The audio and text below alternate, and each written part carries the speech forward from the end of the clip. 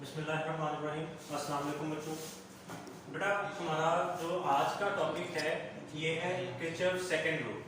Kirchhoff first rule जो है ये हम लोग पढ़ चुके हैं और किरचॉफ फर्स्ट रूल मैंने आप लोगों से कहा था कि इसके हमारे पास तीन नाम है।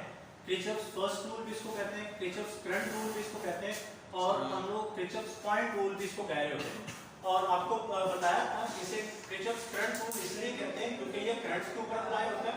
किरचॉफ पॉइंट रूल इसलिए कहते हैं क्योंकि इस फर्स्ट रूल को अप्लाई करने के लिए हमें एक सिंगल पॉइंट जो है वो कंसीडर करना होता है। अब इसी तरह बेटा जो हमारे पास किरचॉफ सेकंड रूल है इसका एक और नाम भी हो सकता है और वो नाम हमारे पास होगा किरचॉफ वोल्टेज रूल या किरचॉफ वोल्टेज लॉ। इसे हम लोग केवीएल का नाम भी दे रहे होते हैं। ये चीज भी अपने ध्यान में रखिएगा, इसे हम लोग केवीएल का नाम भी दे रहे होते हैं और केवीएल का मतलब है किरचॉफ वोल्टेज लॉ। ये Kirchhoff voltage law Kirchhoff second rule का ही दूसरा नाम। अब इसके नाम से ये क्लियर है, इसके नाम से ये वाज़ेह है कि ये जो रूल होगा, ये जो लॉ होगा, ये वोल्टेजेस के ऊपर, पोटेंशियल चेंजेस के ऊपर अप्लाई हो रहा होगा। तो सबसे पहले इसकी स्टेटमेंट लिखते हैं। अगर आप बुक से भी देखेंगे तो बुक में फर्स्ट सेंटेंस ही इसकी स्टेटमेंट है और बुक में इस तरह से लिखा हुआ है कि it states that the algebraic sum of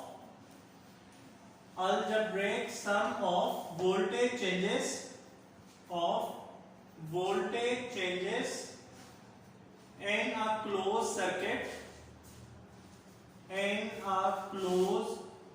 circuit or loop must be equal to 0 or is equal to 0। अब इसकी मैथमेटिकल फॉर्म अगर आप देखें तो आप इसको इस तरह से लिख सकते हैं कि sigma v is equal to 0। जैसे आपने किरचॉफ फर्स्ट रूल को लिखा था sigma i is equal to 0, तो आपने कहा था कि जो कर्व्स जो एक पॉइंट पे इकट्ठे हो रहे होंगे, मीट कर रहे होंगे, उनका सम 0 होगा। अब यहाँ पे मैंने लिखा था कि sigma v is equal to 0। अब इस स्टेटमेंट में जो इंपॉर्टेंट बात है वो ये वाली है, क्लोज सर्किट और लूप वाली, कि ये वाला जो सेकंड रूल है, ये जो सेकंड लॉ है, ये सिर्फ तभी अप्लाई होगा जब हमारे पास एक क्लोज सर्किट होगा और वो जो क्लोज सर्किट है उसी को हम लोग नाम दे रहे होते हैं लूप का। बेटा लूप या क्लोज सर्किट का मतलब है एक ऐसा सर्किट जिसमें से करंट क्या कर सकता है, फ्लो कर सकता है, उसे हम लोग लूप या क्लोज सर्किट का नाम लेंगे। तो किसी क्लोज सर्किट में चाहे आपने एक से ज्यादा रेजिस्टेंस लगा दिए, चाहे आपने एक से ज्यादा सोर्सेज लगा दिए, तो रेजिस्टेंस के अक्रॉस आने वाला पोटेंशियल ड्रॉप और जो आपने सोर्सेज लगाए हैं उनका पोटेंशियल ड्रॉप, अगर आप उन तमाम पोटेंशियल ड्रॉप्स को ऐड करेंगे तो उनका सम जो है वो हमारे पास हमेशा क्या होगा, 0 होगा। ये हमारे पास किरचॉफ वोल्टेज लॉ या किरचॉफ सेकंड लॉ। अब इसको अंडरस्टैंड करने के लिए ना हम लोग यहाँ पे एक छोटा सा सर्किट बनाते हैं और फिर उस सर्किट को देखते हैं। मैं सारा यहाँ पे लिखूंगा नहीं, मैं वो सर्किट डायग्राम बना रहा हूँ और वो सर्किट डायग्राम हमारी बुक में भी बनी हुई है और फिर मैं उसको एक्सप्लेन करता जाऊंगा और वहां से आपको चीजें समझाता जाऊंगा। अब हम लोग ये कहते हैं यहाँ पे लेट्स सपोज एक रेजिस्टेंस लगी है, इधर हमने एक सोर्स लगा दिया और दूसरा सोर्स हमने इधर लगा दिया और एक रेजिस्टेंस हमने इधर लगा दिया और ये सारी चीजें हमने बेटे क्या कर दी है, सीरीज में लगा दी। आपको नजर आ रहा है कि करंट के फ्लो के लिए सिर्फ एक ही रास्ता मौजूद है। ये जो सोर्स लगाया हमने इसको हम नाम दे देते हैं जी E1 का, ये जो रेजिस्टेंस हमने लगाया इसको नाम दे देते हैं R1 का, ये जो सेकंड सोर्स हमने लगाया इसको नाम दे देते हैं E2 का और ये वाली जो सेकंड रेजिस्टेंस हमने लगाई इसको हम लोग नाम दे देते हैं R2 का। अब बेटा यहाँ पे गौर करें तो E1 का पॉजिटिव टर्मिनल इस रेजिस्टेंस R1 के थ्रू E2 के पॉजिटिव टर्मिनल के साथ जुड़ा हुआ। कन्वेंशनल करंट वाली बातें अगर आपको याद है तो हमने कहा था कि जी करंट जो है वो हमेशा फ्लो करता है from the positive to negative terminal of the battery. तो इसका मतलब E1 का जो करंट होगा वो इस डायरेक्शन में आ रहा होगा।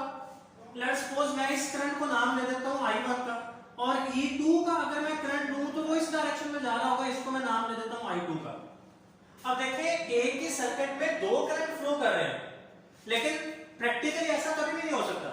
तो एक करंट इस साइड पे आ रहा है इस रेजिस्टेंस में से, दूसरा करंट इस साइड पे जा रहा है इस रेजिस्टेंस में से, तो एक ही रेजिस्टेंस में से एक टाइम पे दो ऑपोजिट डायरेक्शन में करंट फ्लो नहीं कर सकता।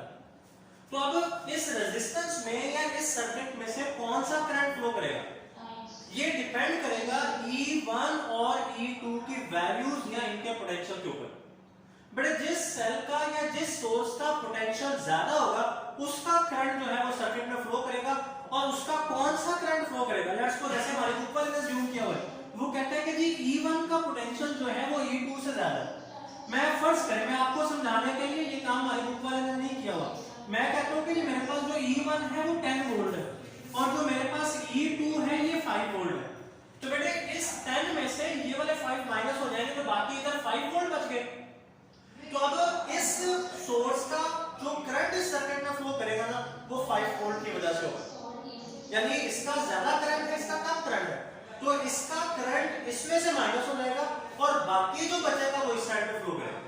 अभी इस टॉपिक में हमारा जो कंसर्न है वो करंट की वैल्यूज के साथ नहीं है, सिर्फ हमारा जो अभी तक कंसर्न है वो करंट की डायरेक्शन के साथ है, या इस बात के साथ है कि हमें ये पता हो कि जी करंट किस सोर्स की वजह से फ्लो करेगा। तो जैसे हमारी बुक वाले ने एज्यूम किया कि जी E1 का पोटेंशियल E2 से ग्रेटर है, तो हम एज्यूम कर लेते हैं या हम लोग कहते हैं कि जी I करंट होगा जो कि इस सर्किट में काउंटर क्लॉकवाइज डायरेक्शन में फ्लो करेगा। काउंटर क्लॉकवाइज का मतलब आप सब लोगों को पता है एंटी क्लॉकवाइज, और आप देख सकते हैं मैंने जो करंट की डायरेक्शन बनाई है ये एंटी क्लॉकवाइज डायरेक्शन। अब बेटा यहाँ पे करंट की डेफिनेशन यूज करते हैं, हम लोग ये कहेंगे कि जी जब करंट फ्लो कर रहा है तो इसका मतलब यहाँ पे बेसिकली डेल्टा क्यू चार्जेस हैं जो कि सर्किट में से फ्लो कर रहे हैं।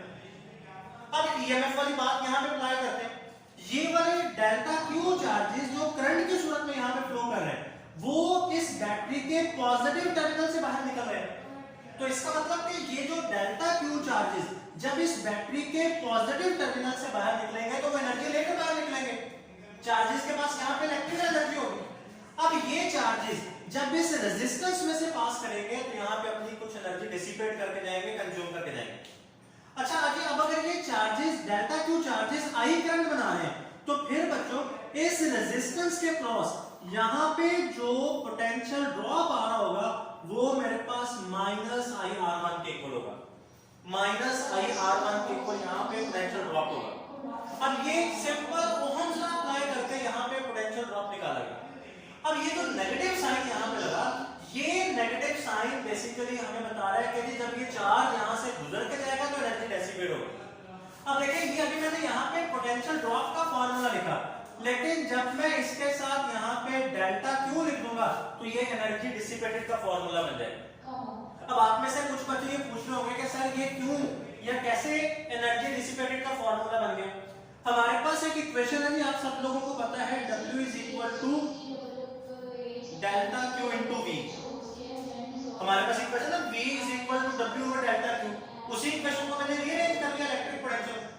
अब यहाँ पे V जो आ रहा है ना जी मेरे पास वो IR के इक्वल है, तो डेल्टा क्यू इनटू IR आ गया। और इसके साथ जब यहाँ पे नेगेटिव साइन लगा तो this negative sign indicates the energy is dissipated और द एनर्जी इज कंज्यूम्ड। ये नेगेटिव साइन मुझे बता रहा है कि जी ये चार्ज जब इस रेजिस्टेंस में से पास करेगा तो यहाँ पे एनर्जी डिसिपेट करके जाएगा।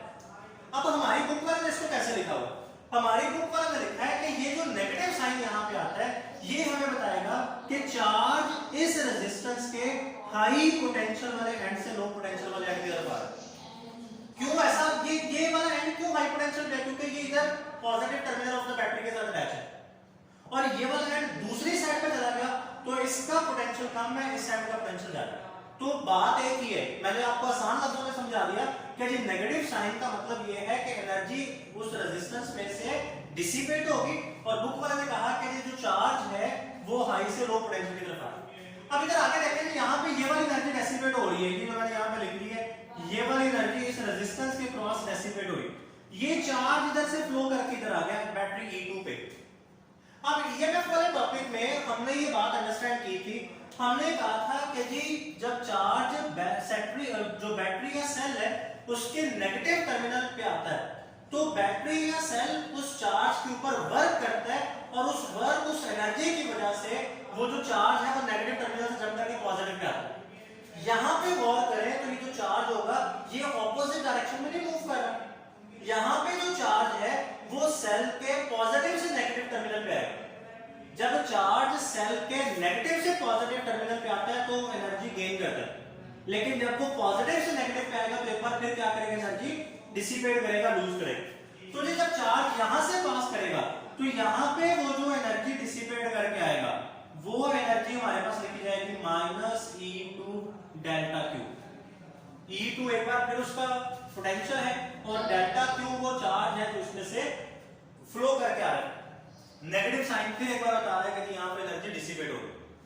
अब चार्ज इधर से मूव करके इधर आ गया तो सेम यही वाली कहानी इधर बनेगी, बस यहां पे क्या डिफरेंस होगा, अब यहां पे रेजिस्टेंस R2 है तो यहां पे minus I R2 delta Q, और नेगेटिव साइन एक बार फिर आपको ये बता रहा है कि यहां पे एनर्जी डिसिपेट हो रही है। लेकिन ये वाला चार्ज बच्चों जब इस रेजिस्टेंस R2 में से गुजर के E1 पे आएगा, अब देखिए जैसे ये E1 पे एंटर होगा तो E1 के नेगेटिव टर्मिनल पे एंटर हो रहा है, अब यहां से जंप करके पॉजिटिव टर्मिनल पे आएगा तो E1 में से पास करते हुए चार्ज विल गेन एनर्जी। तो यहां पे चार्ज जो एनर्जी गेन करेगा वो E1 डेल्टा क्यू लिखी जाएगी, प्लस साइन के साथ लिखी जाएगी। अब आप इस पूरी इक्वेशन के ऊपर बेटा क्या करेंगे, आप इस पूरी इक्वेशन के ऊपर जब ये किरचॉफ सेकंड रूल अप्लाई करेंगे ना, तो applying Kirchhoff second rule, applying Kirchhoff second rule, या आप इसको केवीएल भी लिख सकते हैं, ठीक है, जैसे आपने केसीएल लिखा था आप इसको केवीएल भी लिख सकते हैं। अब जब आप लोग बेटे ये इसको किरचॉफ सेकंड रूल को अप्लाई करेंगे तो देखें यहां से स्टार्ट करते हैं, E1 का पोटेंशियल ड्रॉप पॉजिटिव होगा, यहां पे चार्ज एनर्जी गेन कर रहा है तो E1 डेल्टा क्यू पॉजिटिव के साथ, यहां पे चार्ज ने एनर्जी लूज की तो minus I R1 delta Q जो एनर्जी लूज की, यहां पे चार्ज ने एनर्जी लूज की तो माइनस E2 डेल्टा क्यू, यहां पे चार्ज ने एनर्जी लूज की तो minus I R2 delta Q. इन सारों का सम जो है मेरे पास ये क्या हो जाएगा जी, जीरो हो जाएगा। इन सारों का सम मेरे पास क्या हो जाएगा, जीरो हो जाएगा। जो ये वाला कैमरा थोड़ा सा, इन सारों का सम बेटे मेरे पास क्या हो गया, जीरो हो गया। अब यहाँ पे बड़ी सिंपल सी बात है, बड़ी आसान सी बात, आप गौर करें, ये चारों टर्म्स के अंदर डेल्टा क्यू आ रहा है, तो आप चाहे तो डायरेक्ट डेल्टा क्यू को काट सकते हैं। अगर आपको डायरेक्ट आपको नहीं समझ आ रहा कि डायरेक्ट कैसे कटेंगे, तो मैं ये करूंगा, मैं इन चारों में से डेल्टा क्यू को कॉमन ले लूंगा, और मेरे पास जब डेल्टा क्यू कॉमन आ जाएगा उसको मैं इधर लाके डिवाइड करूंगा तो zero over delta Q zero रहेगा। तो मेरे पास इधर रह जाएगा बेटे E1 minus I R1 minus E2 minus I R2 is equal to zero. तो ये मेरे पास जो है वो इक्वेशन बन जाती है जी किरचॉफ सेकंड रूल की, जो हमें बताता है कि किसी एक सर्किट में, किसी एक क्लोज सर्किट में या किसी एक लूप में आने वाले तमाम पोटेंशियल चेंजेस का सम जो है वो क्या होना चाहिए, इक्वल टू जीरो होना चाहिए। अब देख लेंगे E1 को आप इधर रहने दें, और ये जो तीनों नेगेटिव के टर्म्स हैं ये जब इक्वल के इस साइड पे आएंगे तो प्लस हो जाएंगे, इधर आ जाएगा जी E2 plus I R1 plus I R2। अब ये वाली जो इक्वेशन मैंने लिखी है यहाँ पे, ये वाली जो इक्वेशन मैंने लिखी है, ये वाली इक्वेशन हमारे पास होगी जी according to law of conservation of energy, according to law of conservation of energy, यानी किरचॉफ्स फर्स्ट रूल जो था उसके बारे में हमने कहा था कि वो law of conservation of charge को ओबे करता है। किरचॉफ सेकंड रूल जो है ये law of conservation of energy को ओबे करेगा। कैसे ओबे करेगा, ये E1 यहां से याद रखें कि E1 जो है ये EMF आ रहा है, जैसे वो पोटेंशियल है कि जिसमें से गुजरते हुए चार्ज एनर्जी गेन कर रहा है। तो ये जो मेरे पास इस इक्वेशन की राइट हैंड साइड है, ये मुझे, तो ये लेफ्ट हैंड साइड बन गई वाली, इस इक्वेशन की जो लेफ्ट हैंड साइड है ये मुझे वो एनर्जी बता रही है जो कि चार्ज गेन कर रहा है। और जबकि अगर आप इस इक्वेशन की राइट साइड पे देखें तो ये तीन मेरे पास जो पोटेंशियल ड्रॉप्स आ रहे हैं, या ये तीन वो एनर्जीज आ रही है जो कि चार्ज डिसिपेट कर रहा है। तो चार्ज जितनी टोटल एनर्जी गेन कर रहा है वही टोटल एनर्जी को लूज कर रहा है, तो टोटल एनर्जी जो है वो हमारे पास क्या रहेगी, कांस्टेंट रहेगी। मतलब हमारा जो चार्ज है वो law of conservation of energy को ओबे कर रहा है। अब इसके नीचे इसके दो रूल्स लिखे हुए हैं, वो दोनों रूल्स हम यहां से सिर्फ देख लेते हैं। अब उसने कहा कि जब आपने ये किरचॉफ सेकंड रूल अप्लाई करना है तो किरचॉफ सेकंड रूल अप्लाई करने के लिए दो रूल्स आपने अपने ज़हन में रखने, दो रूल्स जो है वो आपने अपने ज़हन में रखने। पहला रूल ये है कि करंट करंट जब फ्लो कर रहा है तो करंट के डायरेक्शन में मूव करते हुए, करंट के डायरेक्शन में मूव करते हुए जो भी रेजिस्टेंसेस रास्ते में आएंगी उनके क्रॉस जो भी पोटेंशियल ड्रॉप होगा वो आपने नेगेटिव लेना। करंट जब फ्लो कर रहा है किसी सर्किट में और आप उस करंट की डायरेक्शन में मूव कर रहे हैं, तो करंट की डायरेक्शन में मूव करते हुए उसके रास्ते में जितनी भी रेजिस्टेंसेस आएंगी उनके अक्रॉस जो भी पोटेंशियल ड्रॉप आ रहा होगा वो नेगेटिव है। ये फर्स्ट रूल है। और अगर आप करंट के ऑपोजिट डायरेक्शन में जाओगे तो potential drop across the resistances taken as positive. दूसरा रूल ये कर रहे कि आप जब करंट को फ्लो करवा रहे हैं या किसी सर्किट के ऊपर आप केवीएल अप्लाई कर रहे हैं, रास्ते में कुछ सोर्सेज आ गए, तो अगर आप सोर्स के नेगेटिव से पॉजिटिव टर्मिनल पे आते हैं तो उसका पोटेंशियल ड्रॉप आपने पॉजिटिव रखना है, और अगर आप उसके पॉजिटिव से नेगेटिव टर्मिनल पे आते हैं तो उसका पोटेंशियल ड्रॉप जो है ये आपने नेगेटिव रखना है। ये बहुत इंपॉर्टेंट लॉन्ग क्वेश्चन है, उम्मीद है आपको ये समझ आ गया होगा। ठीक है जी, अल्लाह हाफिज।